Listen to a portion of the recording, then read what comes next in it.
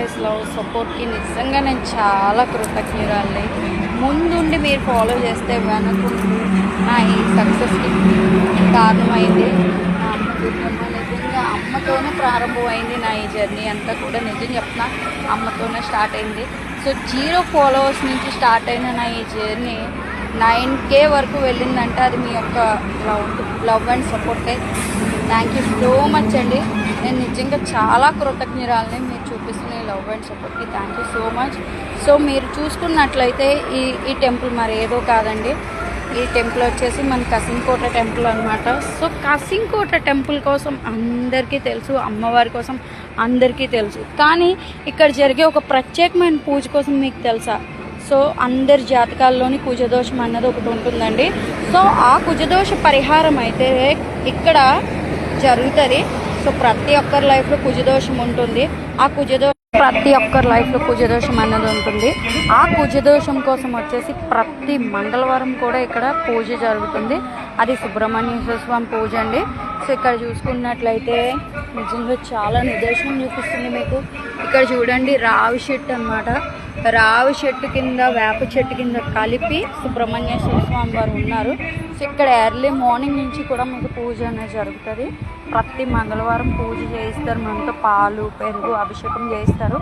So మనకి నక్షత్రంలో దోషాలు బట్టి, గ్రహ దోషాలు బట్టి ఏ దోషం అయితే ఉంటుందో దాని ప్రకారం సో మనకి ఆ గ్రహ దోషాలకి మనకి రెమెడీస్ అన్నవిస్తారనమాట. అవి దానాలండి.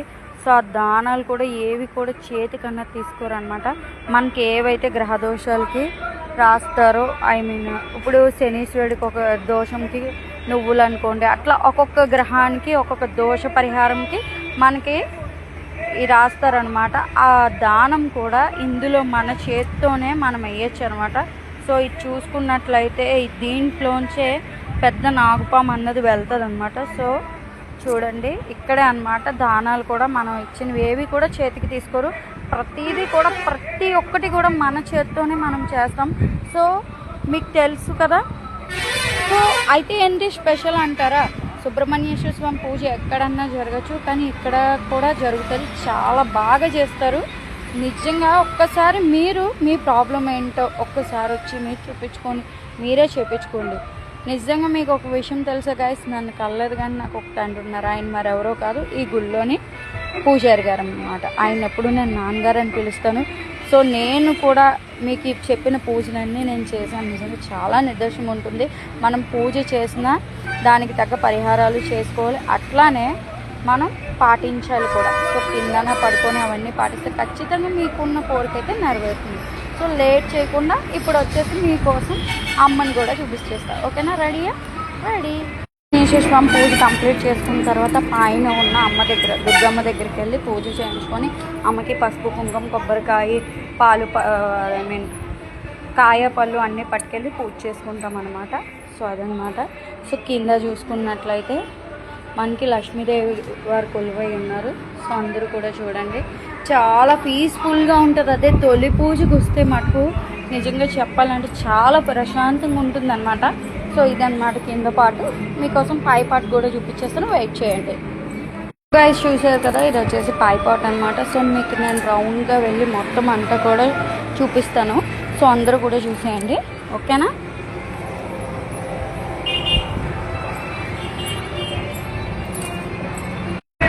సో చూసారు కదా, ఇప్పుడు వచ్చేసి అమ్మవార్లు అందరూ కూడా మనకి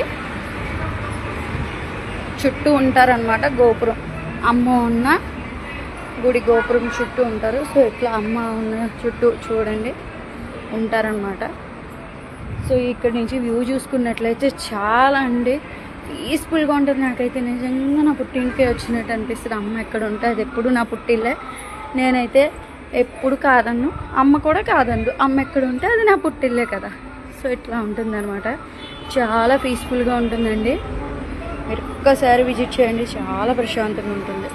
చూసుకున్నట్లయితే ఇలా కిందకు వస్తే ఇక్కడ శివనాథుడు ఉంటారనమాట. సో శివనాథుడిని చూస్తుంటే నిజంగా అస్సలు నాదా శివనాథ ఉంటావు, నువ్వు కూర్చున్నావు, నా యొక్క ప్రతి మాటని నువ్వు వింటున్నావు, లయకారుడివి నువ్వే, చేయమైనా సరే నీ ఆజ్ఞలేందే ఆఖరి స్వామి నువ్వు ఉన్నావు, నాద నువ్వు ఉన్నావు అని చెప్పేసి ఆయనకు ఒకసారి నమస్కరించుకొని ఆయన పాదాలకు దండం పెట్టుకొని ఇక్కడ చూసుకున్నట్లయితే శివలింగం ఉంటుందన్నమాట. ఇక్కడ అభిషేకం చేసుకొని సో పూజ కంప్లీట్ చేసుకోవడం అన్నమాట. సో ఇంకా ఎవరికైతే ప్రాబ్లమ్స్ ఉన్నాయో ఒక్కసారి విజిట్ చేయండి. ఓకేనా? థ్యాంక్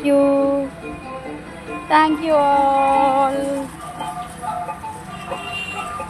సో నేను మీ అనకాపల్లి పిల్ల జ్యోతి.